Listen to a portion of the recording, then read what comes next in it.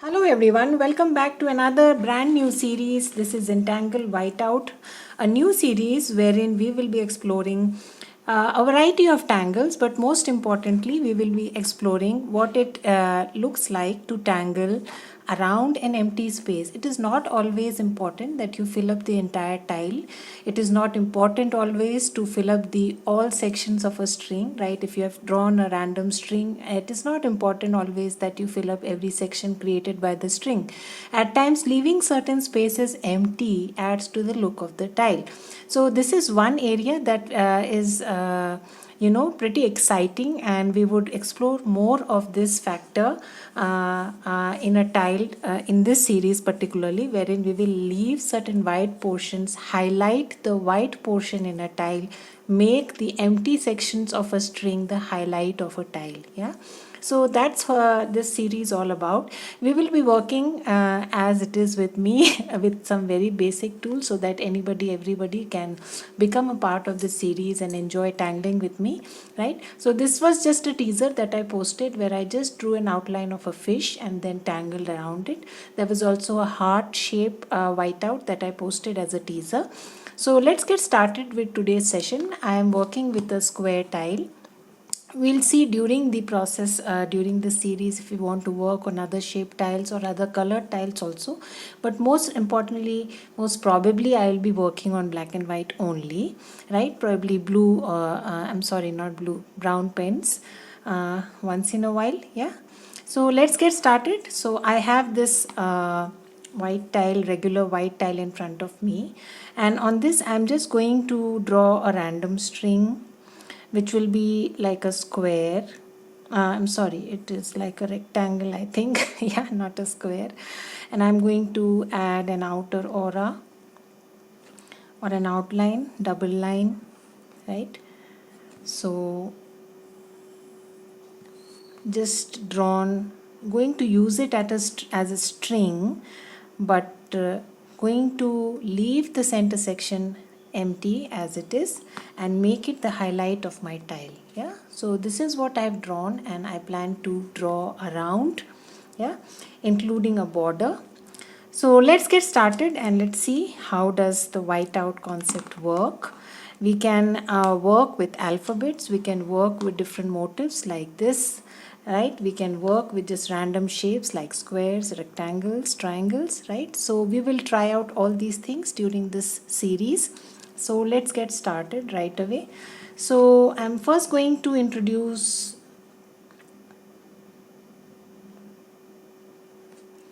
probably some tangle,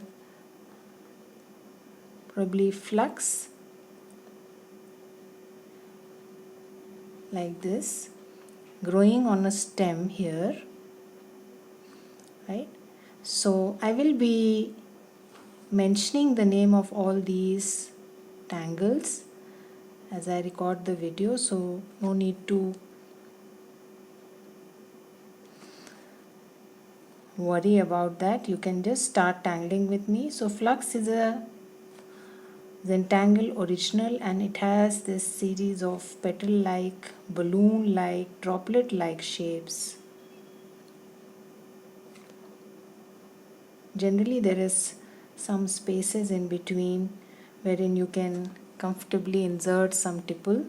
Yeah, so we'll see if we want to do that and some few of the places.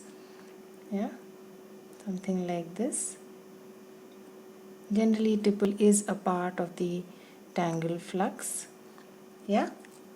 So once we have done that, I'm now going to ink this section, right? So don't bother too much about lines, whether they are straight, they are not straight. Don't worry about that. It's not important. It's a non-issue in Zentangle,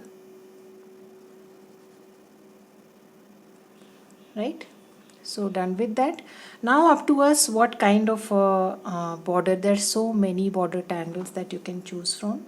So I'm going to go with a simple tangle called Knight's Bridge. So I am dividing this border into two.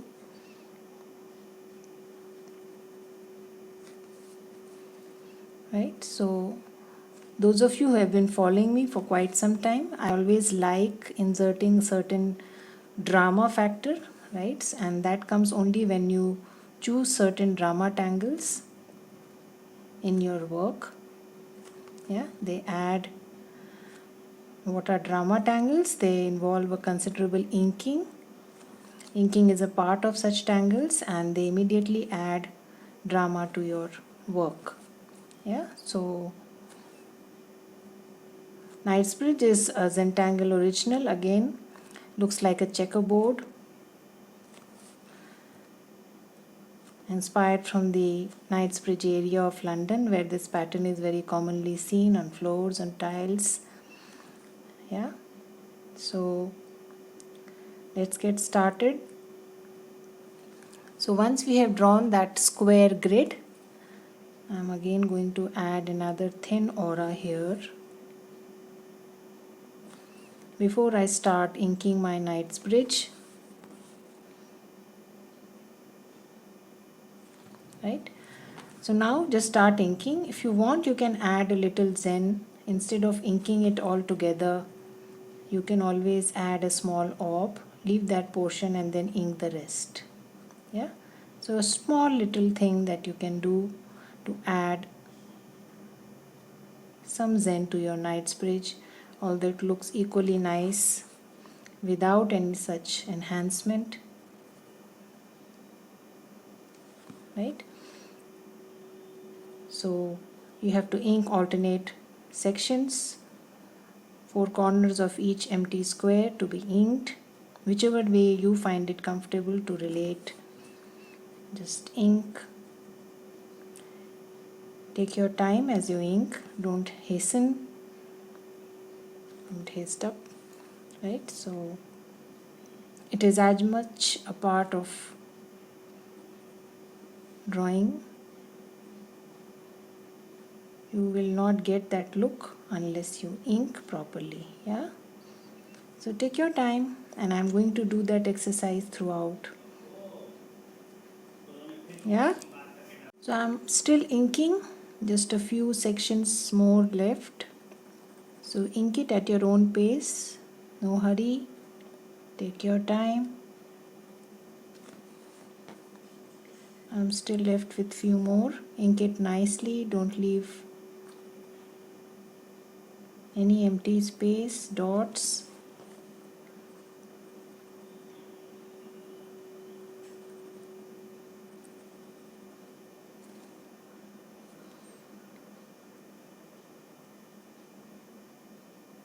Yeah, so inking alternate spaces.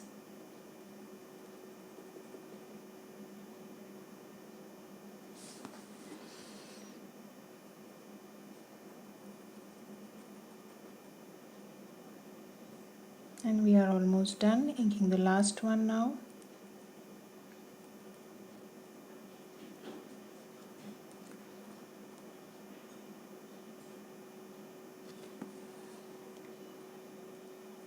Right, so you can see simple tangle like Knightsbridge. I just added some orbs in between and it looks pretty different. Yeah, you can also add some coffering to the sections that are empty, or you can leave it as it is. For example, you can do something like this.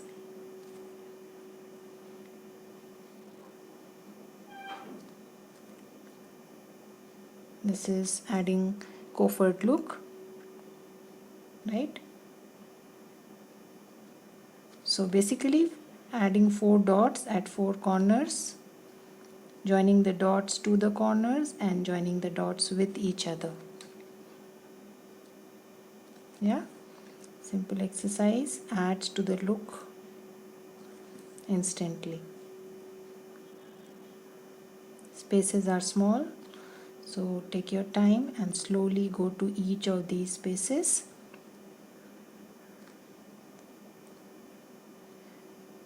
And add it inside. Yeah,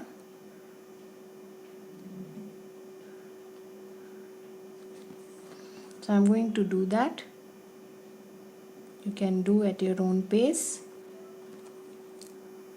So once we are done with that, the next step is the outside. So generally whiteout will stand out if the outer filling is dense, right? Don't keep it empty. Fill the outside with some tangles which do not have much of empty space, right? So they should be closely knit and dense so that the empty space stands out, right? So let's see what do we want to draw. So I'm going to go with a simple tangle called ravel. Yeah, so I will start with this S kind of shape like this. Yeah, and then we just aura it. So what you can do is inside you can add orbs or you can add something else. So I've added 3 aura on one side and 3 on the other, right? So in between you can either go with the same tangle Knightsbridge or you can add something else. Let's see what do we want to do. Probably I will just add some bunzo. So I've just added some curved lines here and then I'm going to ink it alternatively. So you may, if you want, add a little highlight as you ink. Yeah, spaces are small, so you need to be a little more attentive. Yeah, so now again going to extend this. So it just builds. It's an organic tangle, it just builds. You don't have to really plan how it will go, where it will go. It just builds. Yeah, so added the second S shape, again adding 3 auras, drawing behind not to intersect the lines anywhere. Zentangle always draws behind, you never intersect lines. Again one more S and then auras, 1, 2, 3, again 3 auras, 1, 2, 3. Yeah, again you can draw one from here, 1, 2, 3, right? Again a hidden one here, 1, 2, 3, right? We'll see what do we want to do with this small little spaces. You can always add further auras here and fill it up. Yeah, adding curves and then inking it in with a small little highlight like this. Yeah,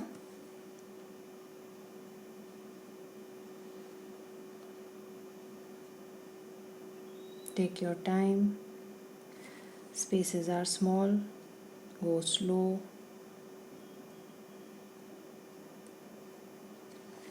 Again I'm going to extend it here, somewhat hidden. Again the bunzos, another drama tangle which adds a lot to the look of your tile. Again 3 auras. So there is no hard and fast rule that the number of auras have to be equal. It's just a matter of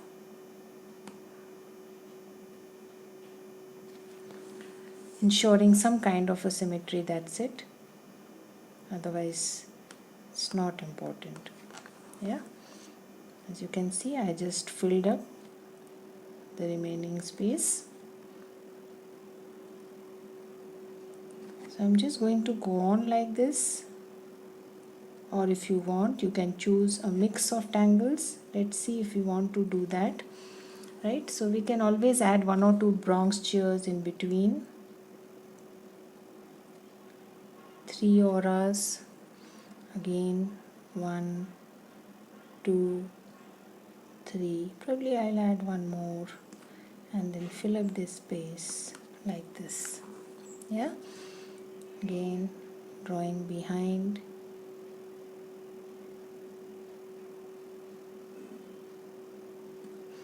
Again the curves.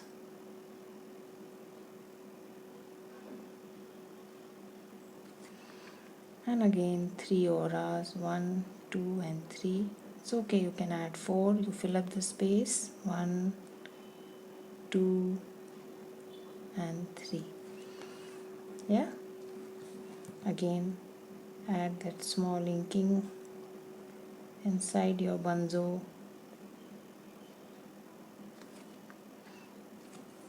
Right, we will come back to them, and I am extending it here. Again some amount of drawing behind the curves of the bunzo, and then the auras, 2, 3. You can add some more.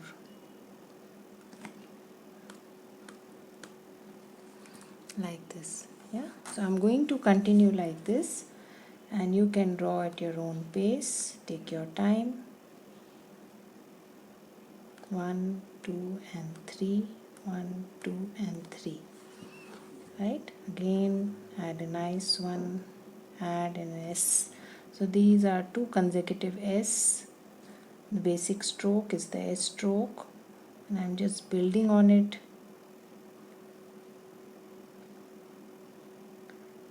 The stroke is very common in Zentangle. We use it for a lot of tangles like cadent, leash, so many of them. Yeah,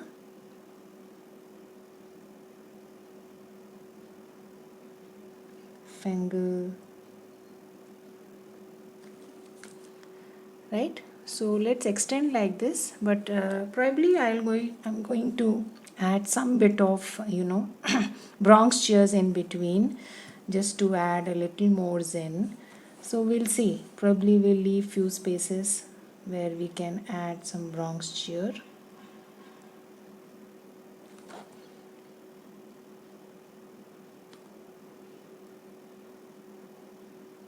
You can add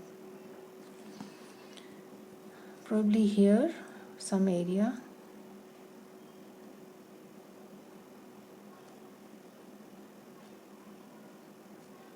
Bronx cheer is a real fun tangle to draw, just like bunch of grapes. And it's again a great drama triangle, and it can also hide your so-called mistakes which you think has not turned out the way you wanted. Yeah, a small one,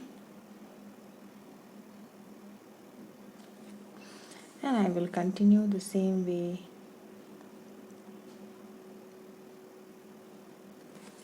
And keep adding auras.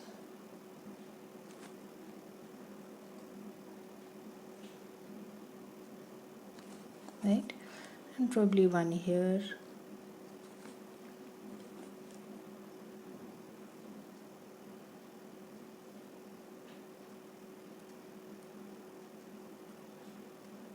Take your time.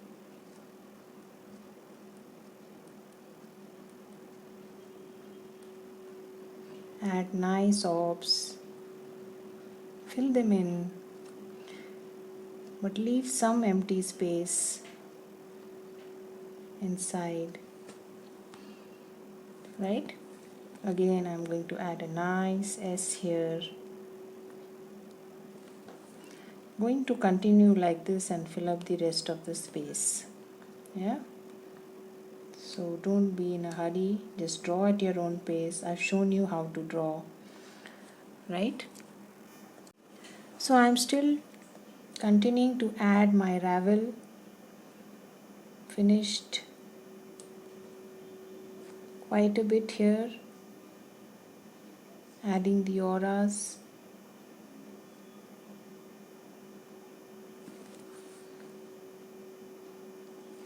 Right, 1, 2 and 3, 1, 2 and 3, inking the small bunzos inside there.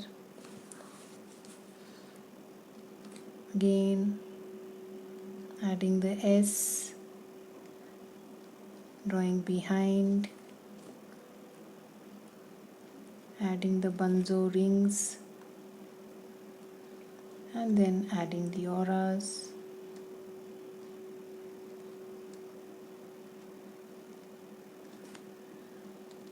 One, two, and three.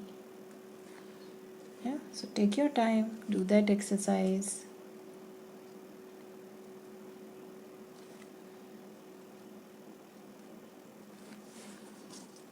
Then one here, add the bunzo rings, add the auras,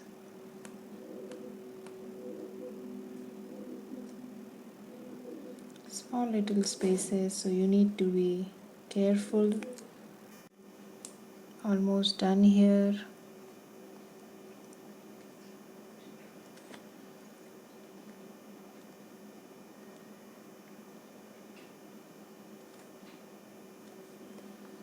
Right, so just go back and check small little bunzos. If you have left it somewhere, just fill it in.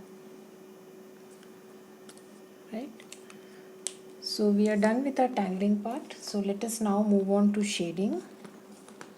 So a good way to shade is to highlight the center piece.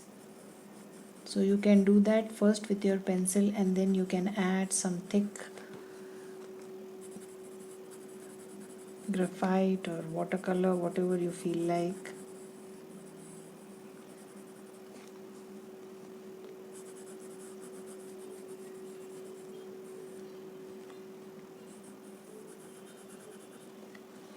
Right, so I'm adding first some thick graphite around my centerpiece.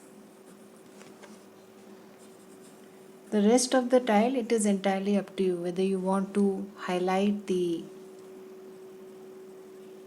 ravels, or you can shade it as a whole by just adding some graphite at the edges, right? So I'm going to add touches of graphite on my ravel. So just going to each of the orbs, connecting the ravels and adding some graphite there, but not too much.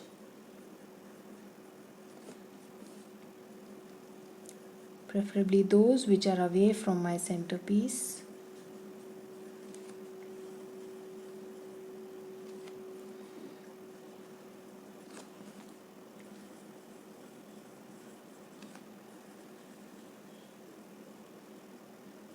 Right, so take your time.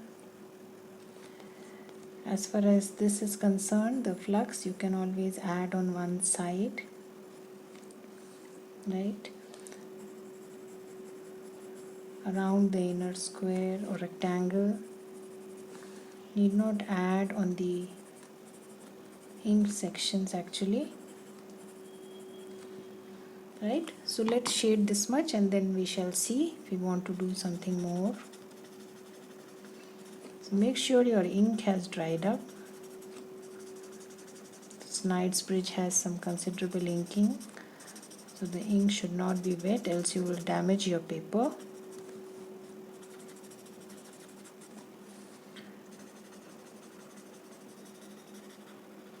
Just one side of your flux.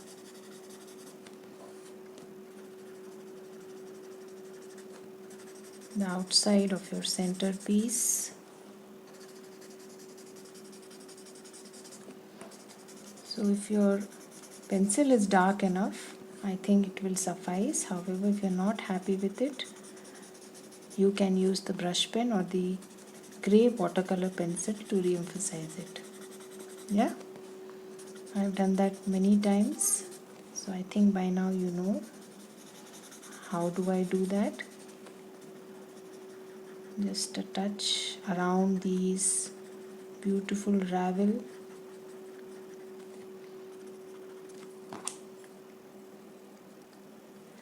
Even what is there on your pencil is sometimes enough to add that much.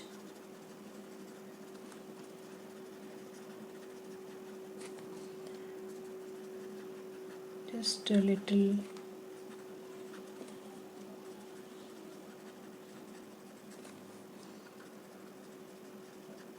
blurring of graphite there.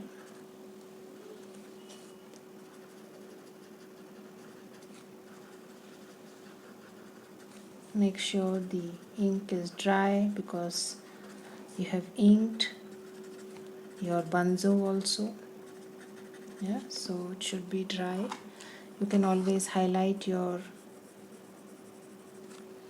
bronze shear by darkening one side and lightening the other.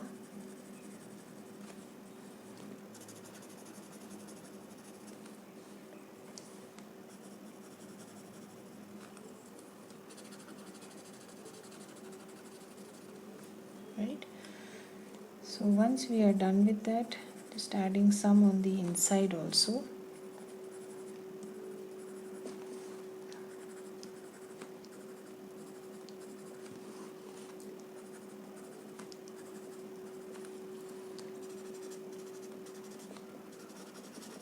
Just a touch, avoid the ink portions.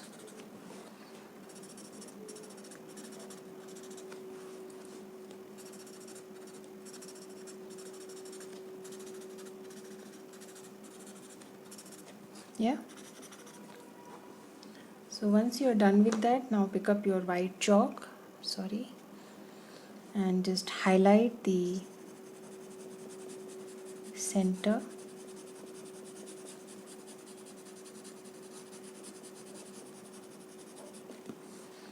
where you have not added graphite.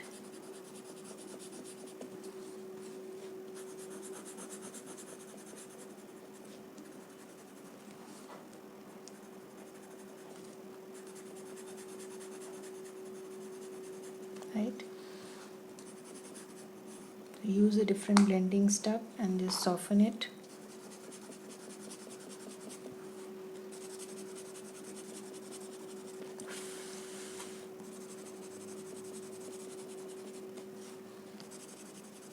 Just a soft touch, not much.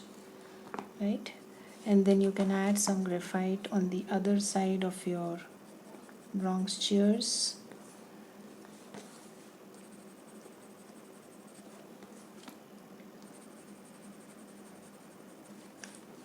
Right, your bunzos are already highlighted, but if you want, you can touch it with your pencil.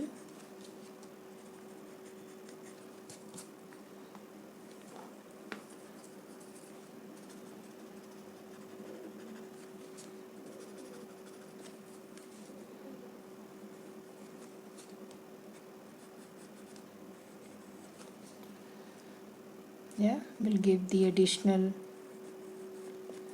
highlight. Make sure your pencil is sharp enough.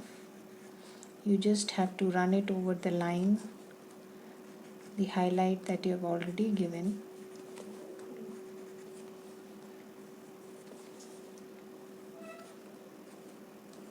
Yeah, just blur the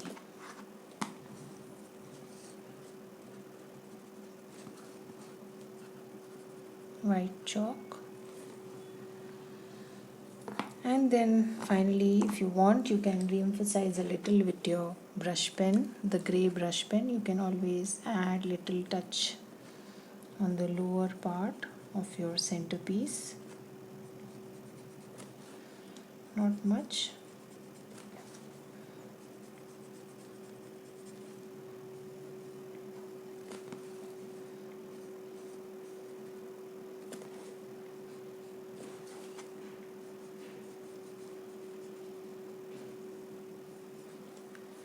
Yeah, that's it.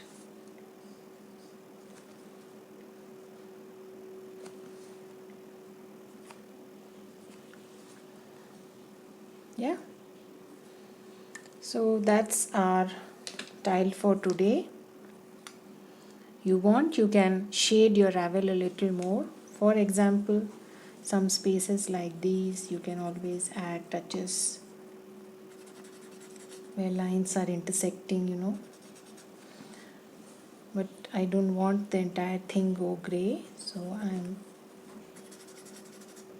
avoiding too much of gray there. But a few places you can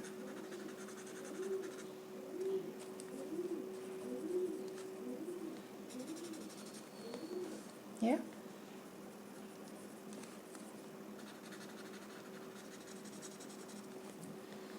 Yeah, that's about it.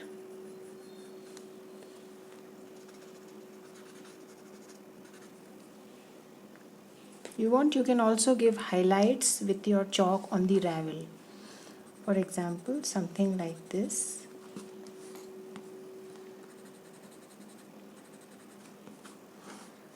Looks nice.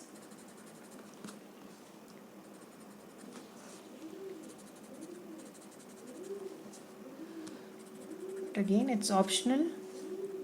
You think it will show, you can do it.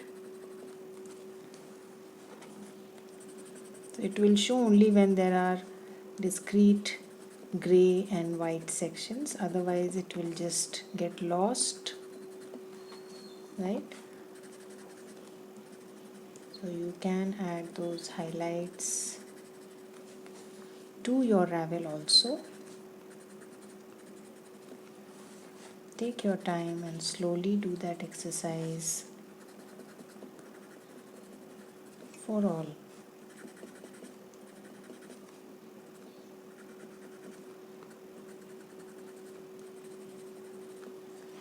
Yeah, I think we are done. So let's close it here.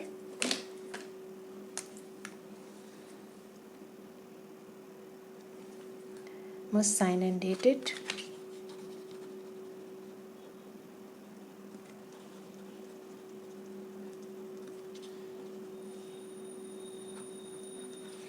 Right? And I shall see you again with another new session on whiteouts. Bye bye.